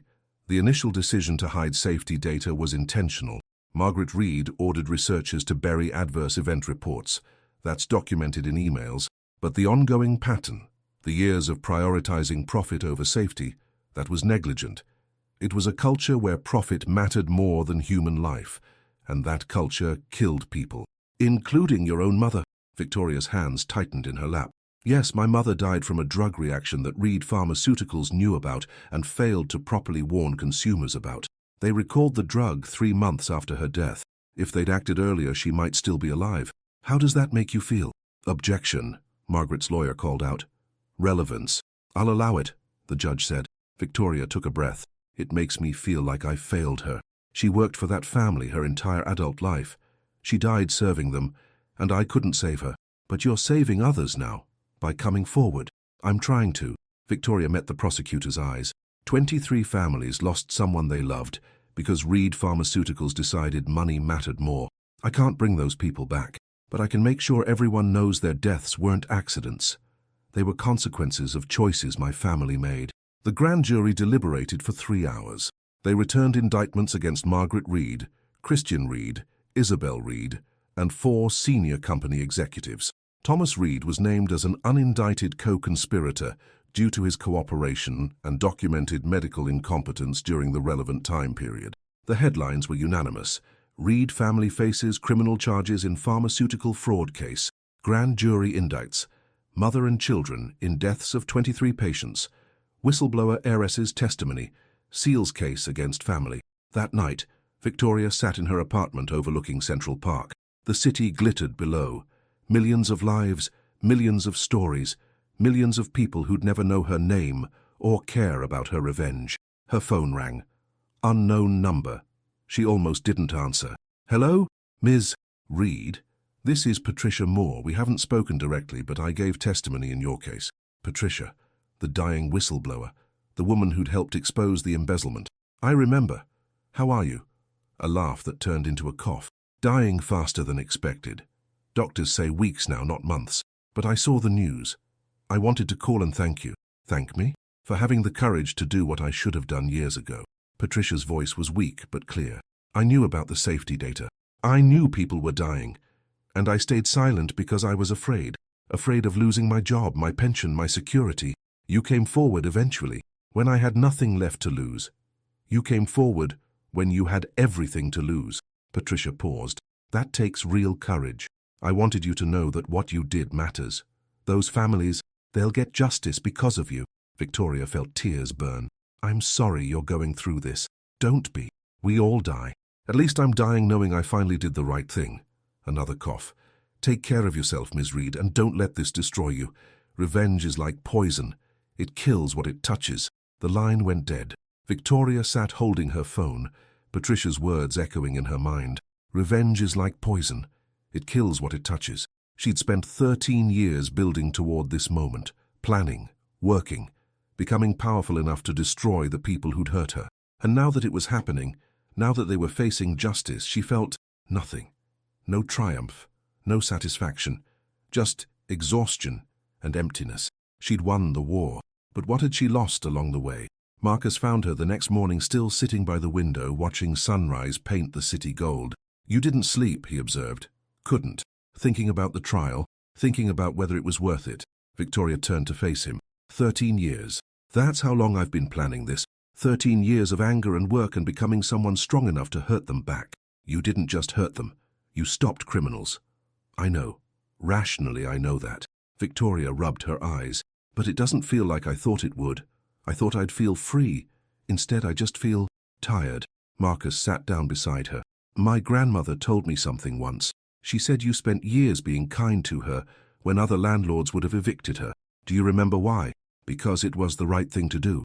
Exactly, you've always known what's right. Marcus leaned forward. You didn't destroy your family for revenge. You destroyed them because they were killing people. That's not the same thing, isn't it? No. Revenge is hurting someone because they hurt you. Justice is stopping someone because they are hurting others. Marcus stood. You feel empty because you thought this would heal you. But healing and justice are different things. Victoria sat with that truth. He was right. She'd conflated revenge with healing, thought destroying them would make her whole. But broken things don't unbreak just because you break the person who broke you. So what do I do now? Victoria asked quietly. Now? Marcus smiled sadly. Now you figure out who Victoria Reed is when she's not fighting the Reed family. The trial began in September, 9 months after Victoria had walked back into her family's lives. Federal courtroom in Manhattan, Judge Patricia Harrison presiding. A woman known for being brilliant, fair, and absolutely merciless toward white-collar criminals. Victoria sat in the gallery every day, not in the front row. That felt like grandstanding, but visible enough that the defendants could see her, could know she was watching. Margaret's defense tried character assassination first. Isn't it true, Ms. Reed, that you bought into the company specifically to destroy your family? That this is personal vendetta dressed up as whistleblowing? Victoria, on the witness stand for the 3rd time, remained calm. I bought into the company because I saw a business opportunity. I reported the criminal activity because 23 people died, and more would die if I stayed silent.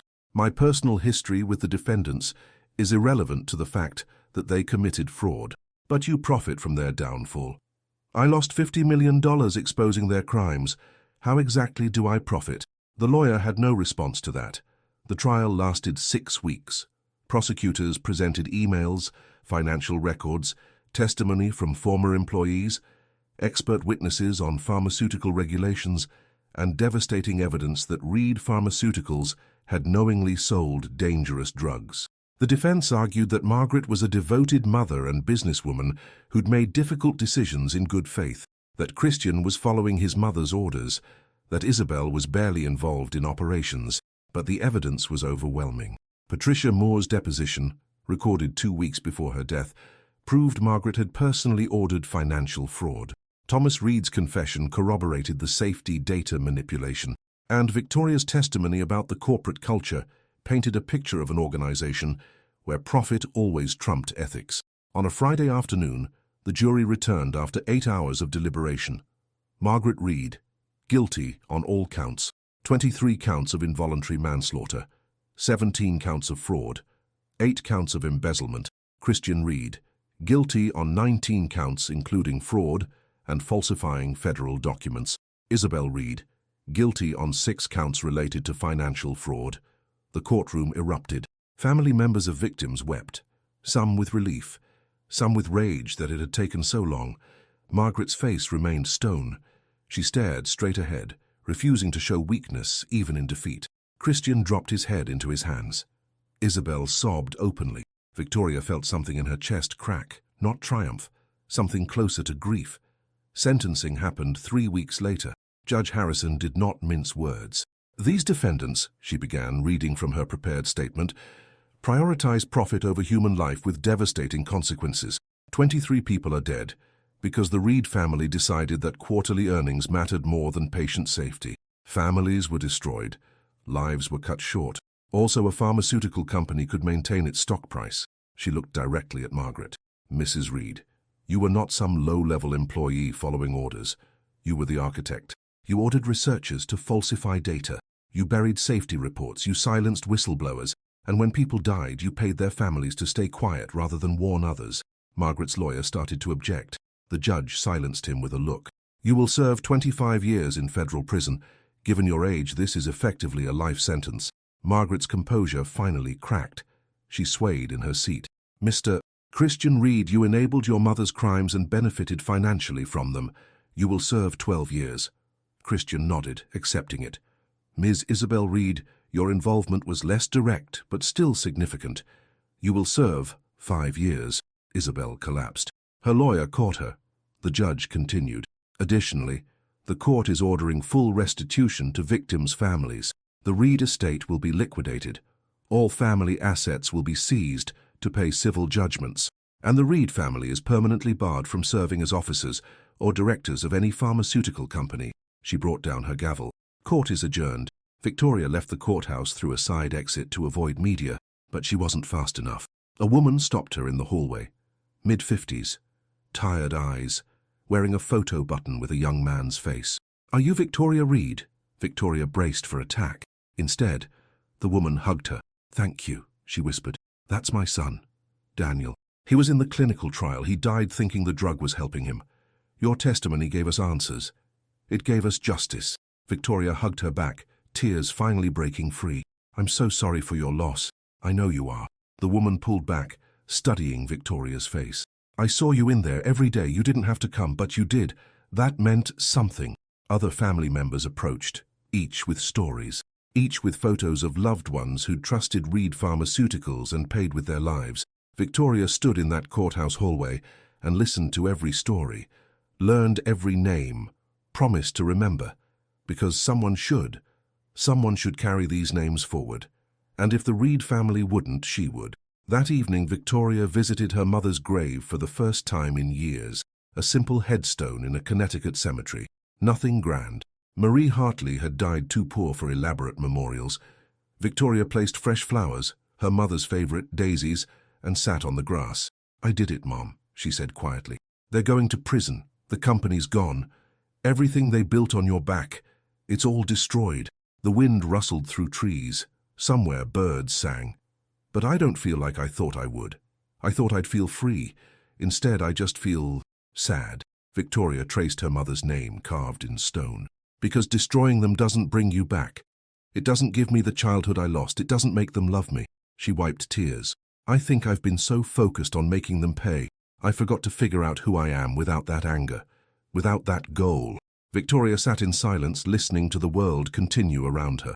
Eleanor told me you'd be proud of me. I hope that's true. I hope you'd understand why I had to do this. She placed her hand on the headstone. But I think you'd also tell me it's time to stop fighting, time to start living. A memory surfaced, her mother braiding her hair before school, gentle hands, soft voice singing something off-key. I miss you, Victoria whispered, every single day. She stayed until sunset painted the sky in colors that looked like forgiveness. Then she drove back to Manhattan, to her penthouse, to her empire built on ruins. But for the first time in 13 years, Victoria didn't spend the evening planning strategy or reviewing evidence. She ordered takeout, watched a mindless comedy, let herself be a person instead of a weapon, and when she finally slept, she dreamed of daisies. The phone call came 3 months later. Ms. Reed, this is Warden Phillips from FCI Danbury. I'm calling about Margaret Reed. Victoria's stomach clenched. What happened? She's been diagnosed with stage 4 lung cancer. It's aggressive. Doctors estimate 3 to 6 months. Victoria sat down. I see. She's requested to see you. You're not obligated, of course, but prisoners are allowed to request family visits, and you're listed as next of kin. I'm not her family. Legally, you are. Stepdaughter still counts. The warden paused. She says there are things she needs to tell you before she dies. I can't force you to come, but I wanted you to know. Victoria hung up and stared at her phone for a long time.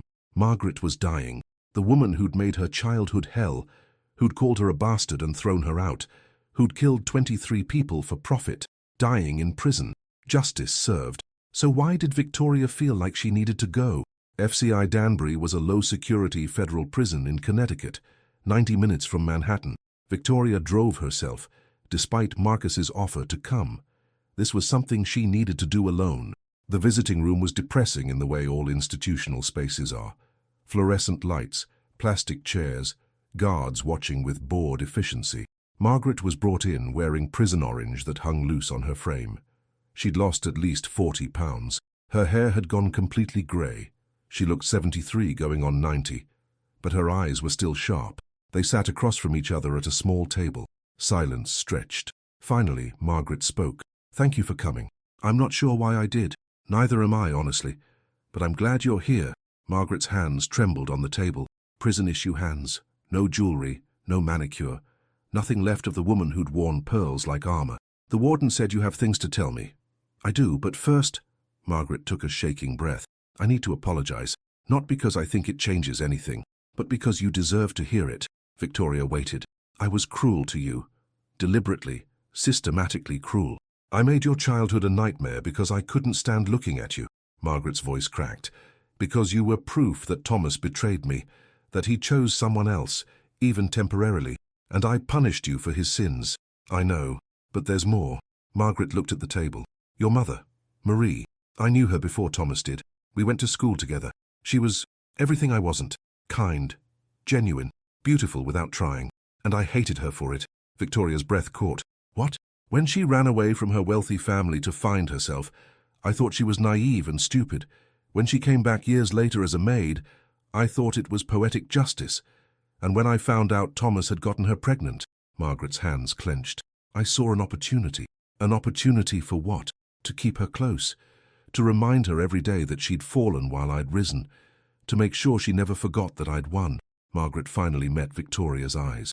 I hired her specifically to work in our house. I could have fired her after you were born, but I kept her, made her clean our toilets and serve our meals and watch her daughter be excluded from everything. Victoria felt sick. You kept her there deliberately. To torture her. Yes. For years. Yes. Margaret's face crumpled, and I convinced myself I was being generous, giving her a job, letting her keep her child close. But the truth is, I was being monstrous. Victoria stood up. I need to leave. Wait, there's more about how she died. I know how she died. Drug interaction. Drugs your company made. But I knew. Margaret's voice rose desperately. 6 months before she died, I saw internal reports about cardiovascular risks. I knew the drug was dangerous. And Marie told me she was taking it. She asked if it was safe. The room tilted. What did you tell her? I told her it was fine. Perfectly safe. Tears ran down Margaret's face. Because some part of me, some sick, twisted part, wanted her gone. Wanted the reminder of Thomas's betrayal erased. Victoria grabbed the table to steady herself. You murdered my mother. Yes, the word hung in the air like smoke. Why are you telling me this? Because I'm dying and I can't take it with me. Margaret sobbed openly now. Guards shifted, uncomfortable. Because you deserve to know the truth. Because maybe if I confess, if I accept what I did, maybe I can die with some tiny shred of humanity left. Victoria wanted to scream, to flip the table, to hurt this woman the way she'd been hurt. Instead, she sat back down. You don't get absolution, Victoria said quietly. Confessing doesn't earn you forgiveness. It doesn't make you less of a monster. I know. My mother was a good person. She deserved a life. She deserved to see me graduate, to meet her own mother, to grow old. Victoria's voice broke. And you stole that because you were jealous. Yes, I hope you die in pain, Victoria said. I hope every day left is agony. I hope you spend every moment remembering the lives you destroyed. Margaret nodded. I probably will. Victoria stood. We're done here. Victoria, one more thing. Margaret reached out but didn't touch her. You won. Not just the trial, not just the company. You became everything I tried to prevent. Everything I was terrified you'd become. What's that? Better than me. Margaret's smile was bitter. Stronger, kinder, more successful. You took every cruelty I gave you and turned it into power. And despite everything I did, despite how hard I tried to break you, you survived. Victoria looked at this dying woman who'd shaped so much of her pain. I didn't survive because of you, Victoria said. I survived despite you. Remember that difference. She walked out, didn't look back. Let the door close on Margaret Reed for the final time. In the parking lot, Victoria sat in her car and screamed until her throat was raw, screamed for her mother who'd been murdered slowly by jealousy disguised as medication, screamed for the little girl who'd cleaned floors in a house where someone was deliberately keeping her mother trapped, screamed for 13 years of anger that would never be enough. When the screaming stopped, Victoria called Marcus. I need you to do something for me, she said, voice hoarse. Anything. I need you to find Marie Hartley's family, my mother's family, Eleanor's relatives, anyone who's left. Why? Because I need to know who I am when I'm not defined by the Reed family. Victoria started her car. I need to know where I come from, the good parts, not just the pain. I'll start looking today. Thank you. Victoria drove back to Manhattan with windows down, letting cold November air sting her face. Margaret would die in prison. Christian would serve 12 years. The Reed empire was ash. But Victoria was still here, still breathing, still capable of building something new, and maybe, just maybe, that was enough. 6 months after the trial, Victoria received a letter from Christian. He was 3 months into his sentence at a federal prison in Pennsylvania. The envelope contained a single page, handwritten. Victoria, I heard about your visit with Mom, the guards talk. Everyone knows she's dying. I'm not asking you to visit me, I know better. But I wanted to tell you something. I've been in therapy. Court ordered at first, but I kept going because it turns out I'm pretty fucked up.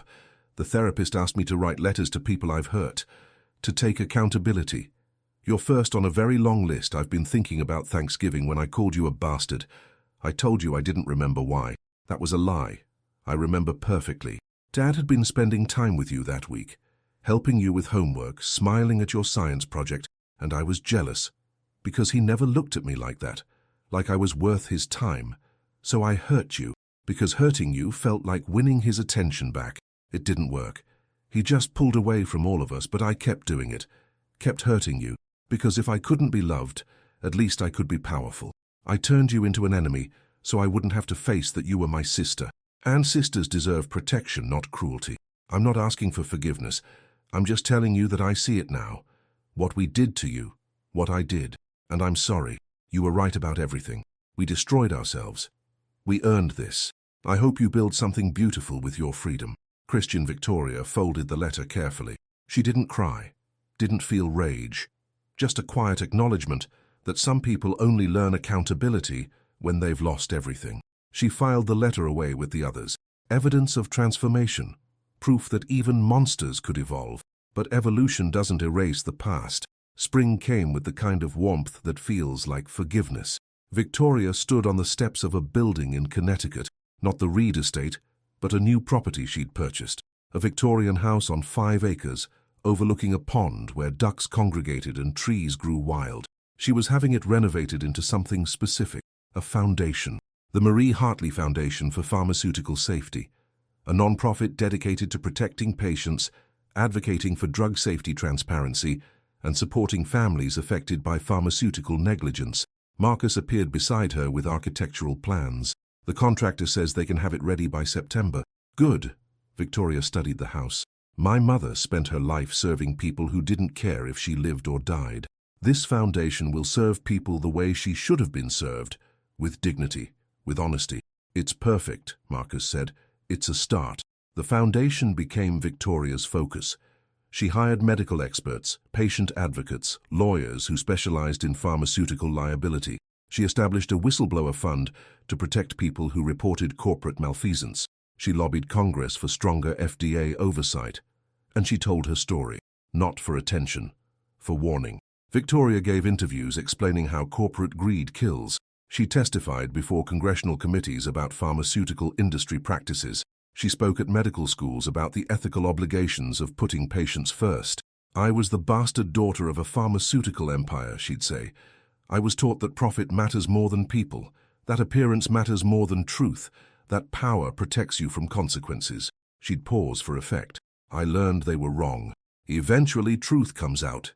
Eventually justice catches up. And when it does, all the money in the world can't save you. Her speeches went viral. Young people started calling her an inspiration. Business schools invited her to talk about ethical leadership. Victims' rights groups asked her to champion their causes. Victoria Reed became famous for destroying her own family to save strangers. Some people called her a hero. She called herself a survivor. On the anniversary of the trial verdict, Victoria returned to her mother's grave. The Marie Hartley Foundation was thriving. Margaret had died in prison 4 months ago. Victoria had not attended the funeral. Christian had 2 more years on his sentence. Isabel had been released early for good behavior and immediately disappeared from public life. Thomas Reed, Victoria's father, had suffered another stroke. He was in a nursing home, unable to speak, trapped in a body that had betrayed him. Victoria visited him once. He was in a wheelchair by a window looking out at nothing. When she entered, his eyes tracked her movement, recognizing her, unable to communicate. She pulled a chair up beside him. "I'm not here to forgive you," she said quietly, "but I'm here to tell you what I've done with the life you gave me." She told him about the foundation, about the patients they'd helped, about the lives saved by better drug safety protocols, about legislation passed in her mother's name. "You gave me life and then took away my childhood, but I took that pain and turned it into purpose." Victoria touched his hand briefly. "I'm not grateful for what you did, but I'm grateful for who I became despite you." Thomas's eyes filled with tears. She left before he could cry. Some wounds don't need witnesses. Now, standing at her mother's grave, Victoria placed daisies on the stone. "The foundation opened officially last week," she told the headstone. "We helped our first patient yesterday, a woman whose daughter died in a clinical trial. We connected her with lawyers and advocates. She won't be silenced like you were." The wind carried the scent of spring flowers. "Eleanor was right. You'd be proud of me. Not for destroying them, that was just necessary, but for building something that matters." Victoria knelt beside the grave. "I finally understand what you were trying to teach me. That kindness is strength. That surviving isn't the same as living. That becoming powerful means nothing if you use that power to hurt instead of heal." A bird landed near her, watched her with curious eyes. "I'm going to live now, Mom. Really live. Not just survive or fight or plan revenge. I'm going to build relationships, travel, maybe even fall in love if I remember how." Victoria smiled through tears. "I'm going to be happy, because that's the best revenge against everyone who tried to break me." She stood, touching the headstone one last time. "Rest well, Mom, I've got it from here." Victoria drove back to Manhattan as sunset painted the sky in impossible colors. Her phone buzzed with messages. The foundation needed decisions. Investors wanted meetings. A publisher was interested in her memoir. Life continued. But for the first time in 13 years, Victoria wasn't racing toward destruction. She was building toward something new. She thought about the woman she'd become, wealthy but not cruel, powerful but not heartless, successful but not empty. She'd set out to destroy the Reed family, but in the process, she'd destroyed the parts of herself that they'd created. The shame, the belief that she wasn't worth loving, the certainty that cruelty was strength. Margaret had been right about one thing. Victoria had become everything they'd feared, not because she was ruthless, but because she'd learned that real power comes from using your pain to prevent others from suffering, that justice and revenge are not the same thing, that survival is just the beginning. Healing is the real work. 3 years after the trial, Victoria received an unexpected visitor, a young woman 22 with nervous eyes and an envelope clutched in her hands. "Ms. Reed, my name is Sarah Chen." She paused. "Marcus's cousin, but also, I'm Christian Reed's daughter. From before he went to prison, I was kept out of the media, protected." Victoria's breath caught. A niece. She had a niece. "I don't know if you'll want to meet me," Sarah continued hurriedly. "I understand if you don't, but I needed to say something. I'm listening. I grew up hearing two versions of you. My father's family said you were vengeful and destroyed them out of spite. But my mother told me the truth. She showed me the trial transcripts, the evidence. She made sure I knew what my father did. Sarah's eyes filled with tears. You saved lives, the foundation, the advocacy work, speaking truth when it cost you everything. Her voice broke. You saved lives, and I wanted to thank you, because my father should be in prison. What he did was inexcusable, but you made sure something good came from it. Victoria studied this young woman who carried Christian's blood, but clearly had someone else's heart. You're not responsible for his crimes, Victoria said gently. I know, but I'm responsible for who I become, and I want to be someone who helps instead of hurts. Sarah held out the envelope. That's why I'm here. I'm starting medical school this fall. I want to work in pharmaceutical ethics, and I'd like to intern at the Marie Hartley Foundation, if you'll have me. Victoria took the envelope. Inside, transcripts, letters of recommendation, an essay about pharmaceutical responsibility. Why? Victoria asked. Because I'm a Reed too, and I want to prove that the name doesn't have to mean what it meant, that I can be different. Sarah met her eyes. The way you were different. Victoria felt something shift in her chest. A door opening. A possibility she hadn't considered. That family could be redefined. That blood didn't have to equal pain. That the Reed name could be reclaimed by someone who wanted to heal instead of harm. The foundation would be lucky to have you, Victoria said. When do you start? Sarah's face broke into a smile that looked nothing like Christian's and everything like hope. Today, if you'll let me. 5 years after the trial. Victoria Reed walked through the halls of the Marie Hartley Foundation on a Tuesday morning that felt like every other morning and nothing like any morning from her past. The Victorian house had been transformed, offices where victims could meet with advocates, a library filled with pharmaceutical research, meeting rooms where survivors shared stories, gardens where people could breathe and heal. On the walls, photos of her mother, photos of the 23 patients who died, names remembered, lives honored. Sarah worked in the research department now, having graduated medical school at the top of her class. She was developing protocols for ethical clinical trials, turning family shame into family mission. Marcus ran the whistleblower protection program. His grandmother's photo hung in the main lobby, one of their first patient advocates. The foundation had grown beyond anything Victoria had imagined. Offices in 6 states, a legal team that had won $400 million in settlements for victims. Legislation passed in 12 states requiring pharmaceutical transparency. The Reed name, Victoria's Reed name, meant something different now. It meant accountability, safety, justice. Victoria's office overlooked the pond where ducks still congregated.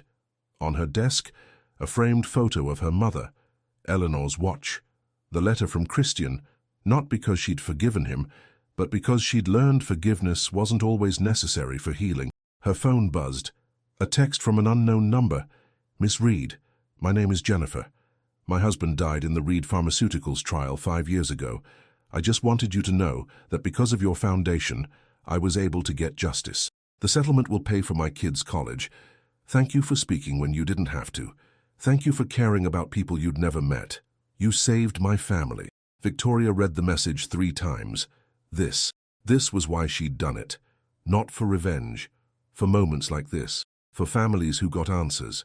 For lives that continued because someone finally told the truth. She typed back, I'm so sorry for your loss. Your husband's name is on our memorial wall. He's remembered. Always. That evening, Victoria attended a gala for pharmaceutical ethics, an event she'd helped establish. She wore a simple black dress, Eleanor's pearls, her mother's bracelet that she'd kept all these years. People approached her with respect rather than fear. They called her brave, inspiring, a symbol of what happens when you choose truth over comfort. Victoria smiled and thanked them, but inside, she was just a woman who'd learned that survival wasn't enough. That power was only meaningful when used to protect the powerless, that the best revenge wasn't destruction, it was transformation. Late that night, Victoria stood on her apartment balcony overlooking Manhattan. Somewhere in Connecticut, Christian Reed was finishing his final year in prison. He'd be released in 3 months. Sarah had asked if Victoria would attend his release. I need to think about it, Victoria had said, because forgiveness was complicated. Margaret was dead, buried without ceremony. Isabel lived quietly somewhere in California, having changed her name. Thomas Reed had died 2 years ago. Victoria had attended the funeral. Not for him, but for closure. The Reed empire was gone. The estate had been sold. The pharmaceutical company dissolved. Everything they'd built on lies had returned to dust. But Victoria remained. Building, growing, healing. She'd finally done what she'd promised her mother. She'd become someone. Not despite the cruelty she'd endured, because of how she'd transformed it. Victoria thought about the girl she'd been. 17 years old with trash bags in November, cold, scared, alone, certain she'd never survive. That girl had survived. More than survived. She'd become unstoppable. But not in the way the Reed family understood power. Victoria had become unstoppable because she'd learned that real strength was vulnerability, that justice required sacrifice. That healing meant releasing the need for revenge. She'd set out to destroy them. Instead, she'd freed herself. The city glittered below. Millions of lights, millions of lives, millions of people fighting their own battles against their own demons. Victoria raised a glass of wine to the skyline.